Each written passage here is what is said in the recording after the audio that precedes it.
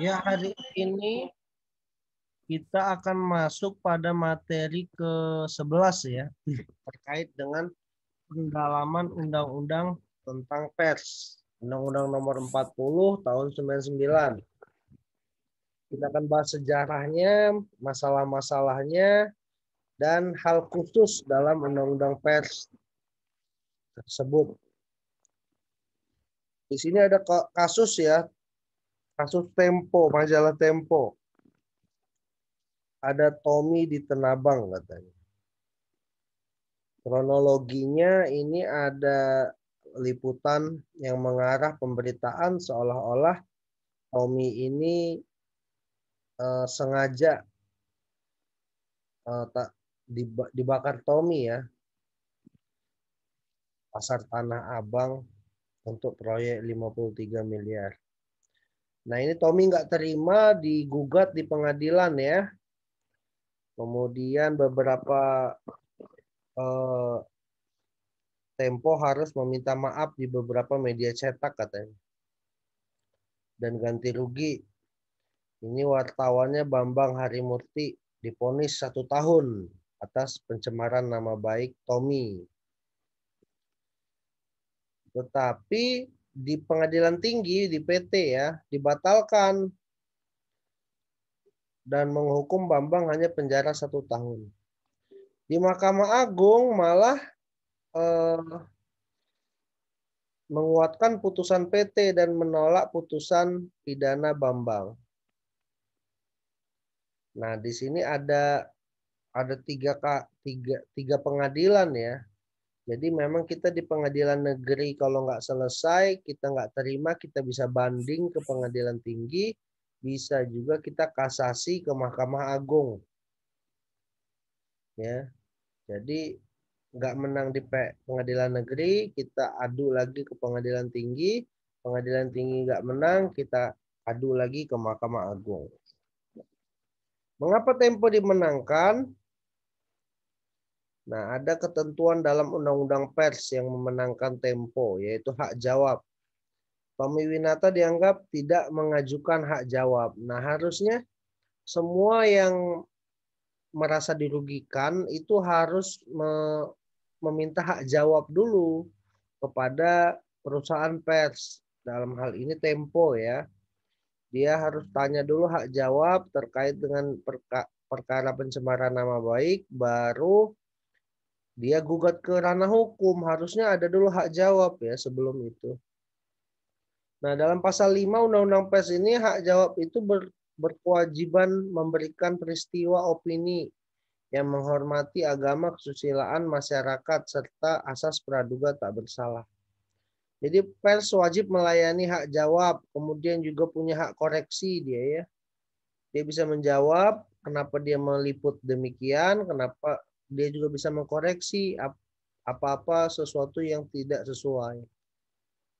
Nah ini ya, hak jawab ini tanggapan sanggahan terhadap pemberitaan yang merugikan nama baik orang. Hak koreksi ini untuk mengkoreksi dan membetulkan kekeliruan informasi tentang dirinya atau tentang orang lain. Terus ada kewajiban mengkoreksi, yaitu harus melakukan koreksi ralat informasi data fakta yang tidak benar yang diberitakan pers. Kalau misalnya dia nggak ada hak jawab ya di sini, perusahaan pers yang melanggar bisa kena pasal 5 dan pasal 13 didenda 500 juta.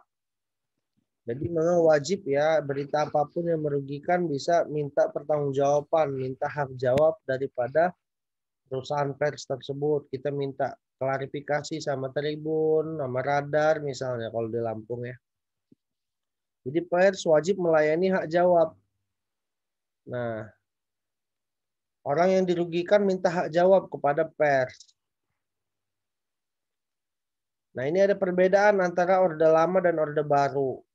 Ya, kalau di Undang-Undang Pers itu cenderung dia mengatur ya, aturan yang dibuat untuk melengsengkan kekuasaan.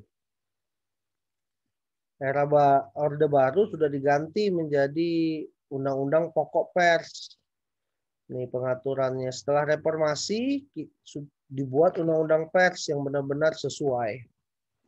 Karena memang dulu sebelum reformasi pers itu dibungkam ya, banyak sekali tidak bisa berperan aktif dalam memberikan informasi. Bahkan banyak kriminalisasi terhadap pers. Nah, ini ada undang-undang pers baru, harus ada pengaturan izin, kasiup. Dulu ada Departemen Penerangan ya yang dihapus. Ini perbedaannya. Undang-undang pers lama dengan undang-undang pers baru ya. Yang baru ini banyak menjamin demokrasi, menjamin pers. Dulu pemerintah yang bertindak sebagai pembina, sekarang pemerintah tidak ikut campur. Dulu Dewan Pers ini perpanjangan tangan pemerintah, sekarang independen. Kalau nggak independen ya Dewan Pers cuma berita-berita negara ya yang menutupi kejadian sebenarnya, tidak seimbang. Pers hanya media cetak kalau dulu, sekarang bisa media elektronik dan lain-lain ya. Pers itu dulu harus izin pemerintah, sekarang pers nggak perlu izin pemerintah, dia mandiri. Pers dapat pemerintah dapat membridel pers, pers tidak boleh dibridel. Dulu ada wadah tunggal pers, sekarang tidak, semua bisa buat organisasi pers ya. Tribun, Radar semua punya organisasi pers. Dulu tanggung jawab pidana sistemnya air terjun, waterfall, artinya ya tidak ini ya, tidak sesuai dengan keadaan saat ini, di mana sekarang pertanggungjawaban pidana itu ada khusus dan perdata pada umumnya. Dulu main pidana-pidana aja, sekarang seperti tadi kasus Tommy tidak bisa dilakukan ya karena pers dilindungi, ada hak jawab, tidak dilarikan ke pidana dulu. Terdapat banyak peraturan dulu ya undang-undang pers, sekarang peraturan tidak ada peraturan pelaksana, hanya undang-undang pers saja. Dulu ada modal asing, sekarang walau ada modal asing tapi harus melalui pasar modal. Karena kebanyakan perusahaan pers itu pakai modal pribadi ya, saham. Nah, apa sih keutamaan dari undang-undang pers? Dia ini dikatakan sebagai undang-undang khusus, lex spesial ya. Spesial artinya sepanjang dia diatur undang-undang pers maka harus dipakai. Kalau dia tidak diatur undang-undang pers maka baru dipakai undang-undang lain. Kemudian dia ada perlindungan terhadap profesi wartawan. Artinya dalam menjalankan profesinya, wartawan dilindungi secara hukum. Sepanjang dia menjalankan fungsi pers, maka wartawan tidak dapat dituntut. Nah, jadi wartawan bisa dilindungi ya. Kalau dia benar-benar sesuai, dia tidak akan dituntut. Nah, undang-undang pers bersifat spesial. Kasus Tommy lawan Tempo tadi itu, undang-undang pers ini wajib diterapkan dulu ya daripada undang-undang pidana. Karena lihat dulu dia masuk mana. Tempo menang di MA dengan pertimbangan hakim bahwa perbuatan melawan hukum sebagai dasar gugatan dalam perkara tersebut bukan perbuatan hukum biasa, sehingga yang diambil adalah undang-undang pers. Nah ini ya, Mahkamah Agung ini, MA ini memang hakim paling tinggi di Indonesia. Ada juga MOU ya, perjanjian Dewan Pers dengan Polri. Nah, jika ada yang mengadu soal sengketa pers, Polri itu tidak serta-merta langsung terima. Dia minta dulu keterangan Dewan Pers. Dewan Pers juga memberikan saran kepada polisi, mana yang melanggar kode etik, mana yang bukan. Dalam arti kalau dia memang penghinaan, pemerasan, pers itu ya memang pidana. Tapi kalau cuma melanggar kode etik, ya dia bukan pidana ya. Nggak bisa bawa ke polisi. Jika karyanya jurnalis, polisi tidak bisa tindak lanjut. Jika bukan karya jurnalis, polisi bisa tindak lanjut. Nah, karya jurnalis ini ya memang tulisan-tulisan memang penulis ya. Kalau dia bukan karya jurnalis, dia benar-benar menghina, memeras, pencemaran nama baik, ya itu udah ranah polisi, udah pidana, itu bukan karya jurnalis lagi.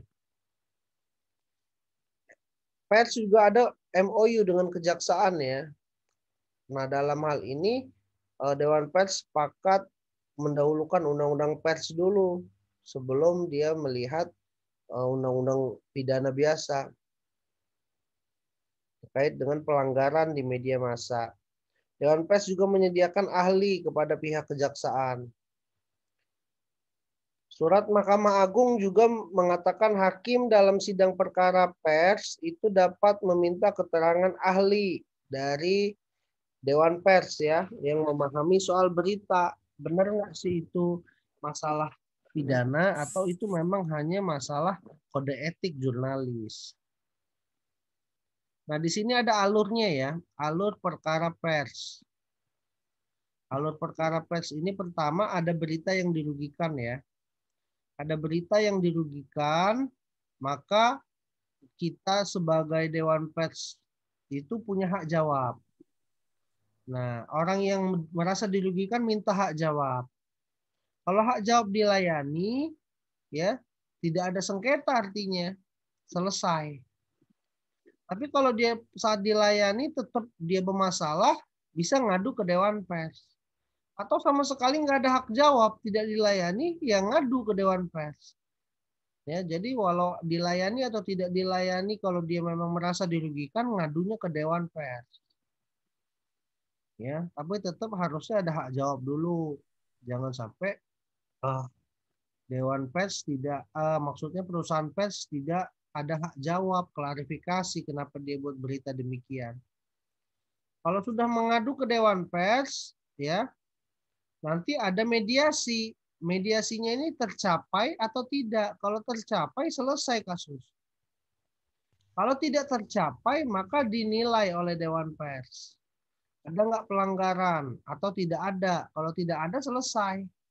Kalau ada pelanggaran, maka masuk ke ranah hukum baru. Nah, ya, hukum masuk dulu ke perdata atau pidana. Nah, kalau perdata dia cuma ganti rugi mediasi gugatan. Kalau pidana berarti dia benar-benar bukan karya jurnalis. Dia benar-benar kejahatan, meras, ya, hoak, berita palsu, ya, itu bisa dilapor ke polisi. Nah, jadi stepnya ini dari orang yang dirugikan ini hak jawab dulu, ngadu Dewan Pers, ya, kemudian ada penilaian, masuk nggak dia perdata atau pidana. Baru dia gugatan di sini. Jadi memang alurnya kegugatan ini panjang sebenarnya untuk perkara pers.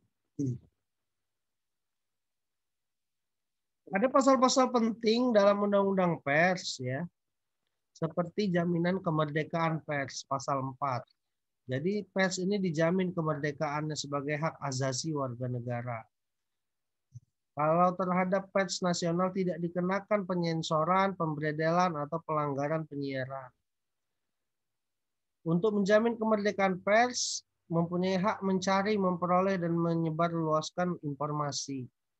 Dan wartawan di sini juga mempunyai hak tolak dalam pemberitaan di depan hukum. Hak tolak itu hak ini ya, hak untuk tidak mengungkapkan siapa informannya. Nah, perusahaan di sini ada keterangannya ya, perusahaan pers itu adalah yang menyelenggarakan usaha media cetak. Nah, biasa semua hak jawab itu dari perusahaan pers. Perusahaan Tempo, perusahaan Radar, ya, perusahaan Lampung Pos misalnya. Nah, itu harus punya hak jawab kalau dia punya berita yang nggak sesuai. Dia menjalankan usaha, punya izin semua ya. Wartawan adalah orang yang melaksanakan kegiatan jurnalis. Biasanya dia adalah pegawainya perusahaan pers. Atau dia independen yang memberikan berita ke tiap-tiap perusahaan pers. Ada hak tolak bagi wartawan itu tadi ya, dia tidak akan mengungkapkan nama dan identitas dari narasumber, informannya dirahasiakan. Karena itu memang sudah menjadi kode etik dia. Kalau ada yang menyensor atau menghalangi pers ya, ini bisa dipidana 2 tahun, denda 500 juta. Kalau dia menghalangi.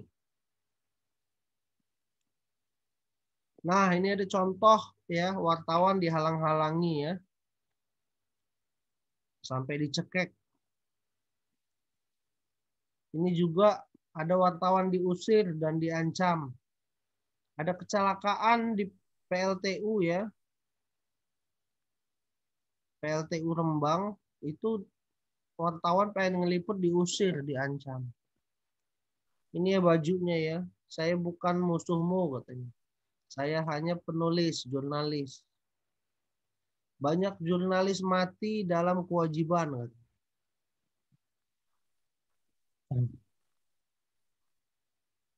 Ini juga ada kasus Lentera ya, majalah. Nah, peran pers. Nah, di sini pasal 6 ya. Perannya itu memenuhi hak masyarakat untuk tahu ya. Mulia sekali ya peran pers ini ya. Menegakkan nilai demokrasi, supremasi hukum, HAM, dan menghormati kebinekaan. Mengembangkan pendapat, informasi yang tepat, akurat, dan benar. Melakukan pengawasan, kritik, koreksi, saran terhadap hal yang berkaitan kepentingan umum. Memperjuangkan keadilan dan kebenaran. Nah, ini yang paling penting. Pers itu memang tonggak demokrasi. Nah, kemudian perusahaan pers. Setiap warga negara berhak mendirikan perusahaan pers. Kita kalau nanti sudah kalian sudah kerja, sudah dewasa bisa buat perusahaan pers ya. Kalau sudah cukup sesuai, sudah mapan, bisa buat perusahaan pers. Setiap perusahaan pers harus berbentuk badan hukum. Badan hukum itu bisa per PT ya, perusahaan, bisa yayasan. Perusahaan pers memberikan kesejahteraan kepada wartawan, karyawan dalam bentuk pemilikan saham atau bagi laba bersih. Kalau misalnya perusahaan pers itu melanggar ya, dia bukan badan hukum, dia abal-abal, bisa kena 100 juta rupiah denda. Ya, artinya perusahaan pers itu juga harus ideal, sesuai ya, jangan juga abal-abal. Sudah dijamin supaya tidak dibridel, tidak di apa bungkam, tapi ya perusahaannya juga harus sesuai, punya izin ya.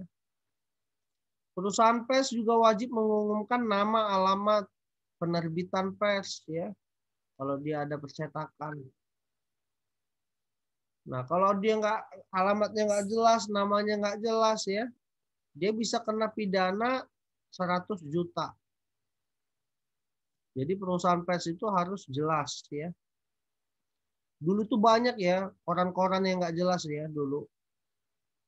Koran-koran lampu hijau, lampu merah, banyak sekali itu koran-koran yang abal-abal sebenarnya.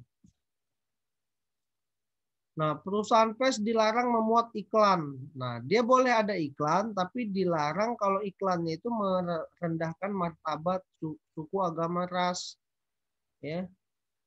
Nggak boleh juga iklannya ada minuman keras, ya, narkotika, rokok, ya. Iklannya harus yang sehat. Kalau iklannya demikian, maka dia kena denda 500 juta. Karena memang keuntungan dari perusahaan pers itu juga dari iklan ya.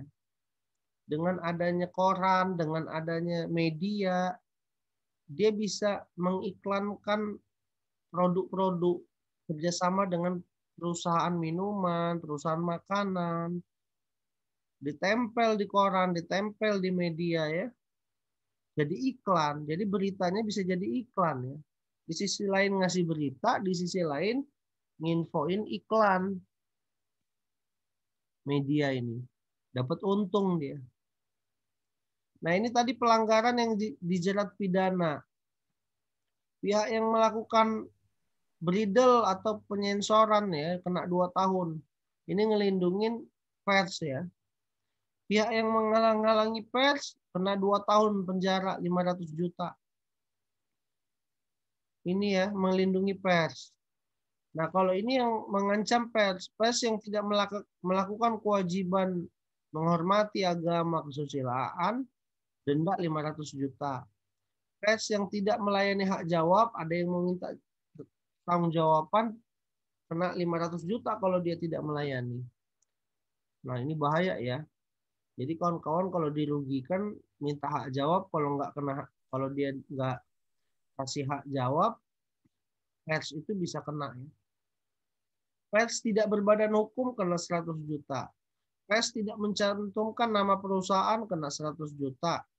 Pers yang memuat iklan yang dilarang 500 juta. Ini semua pelanggaran yang bisa dijerat pidana dalam undang-undang pers. Nah, ini penting ya. Biasanya UAS keluar ini. Jadi ada yang melindungi pers, ada yang menghukum pers kalau pers itu salah. Paham ya?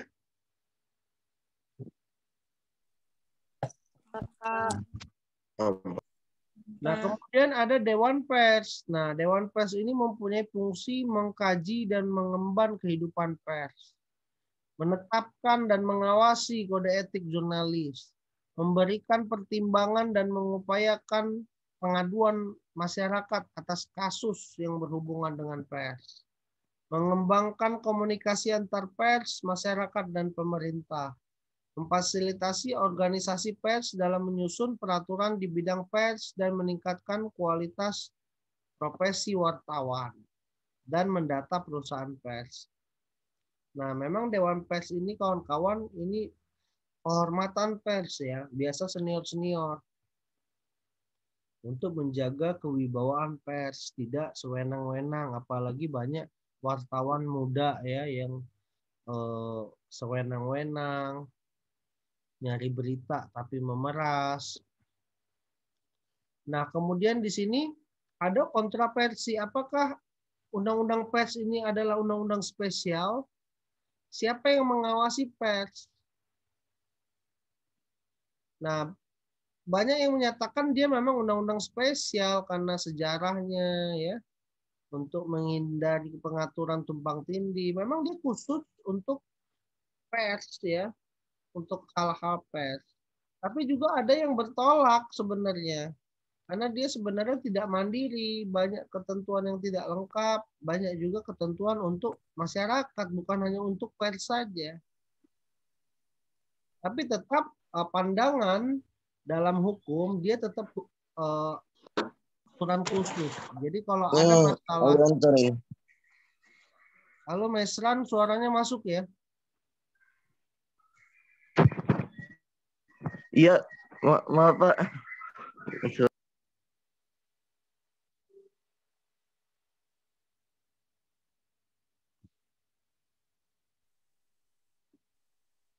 Nah ini ya, kalau ada apa namanya undang-undang pers, lex spesialis.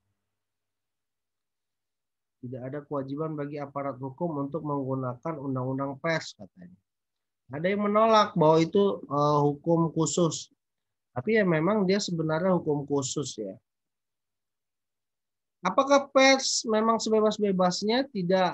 Karena Dewan Pers mengkategorikan berita karya jurnalis atau bukan. Jadi pers itu tidak bebas sebenarnya.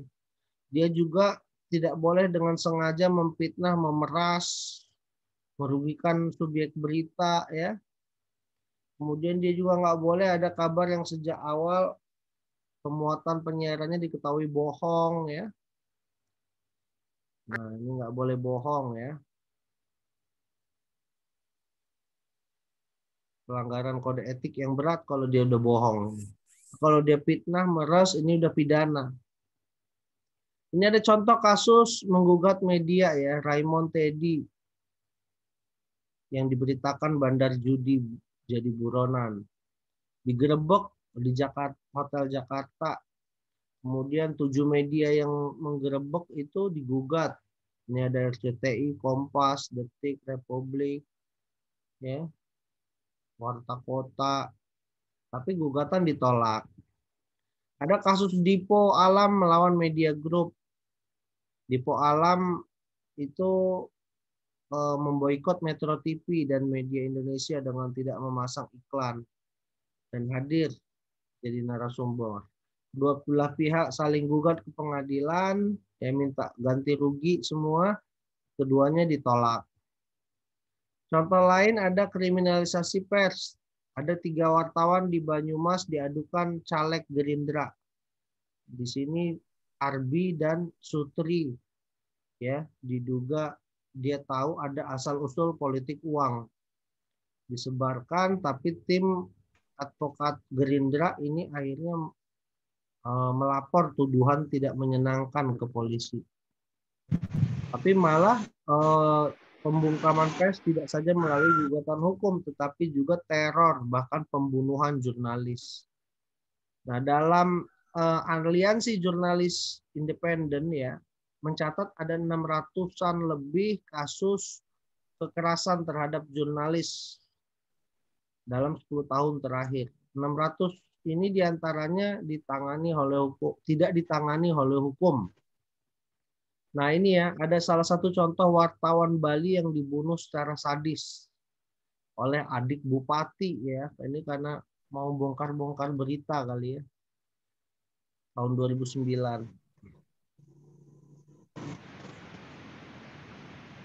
Ada juga kasus pembunuhan wartawan Muhammad Fuad tahun 96. Hingga kini nggak jelas, nggak diusut. Ya. Dibunuh karena berita, Udin. Fuad Saprudin. Jadi memang banyak sekali pelanggaran HAM ya dari sebelum reformasi.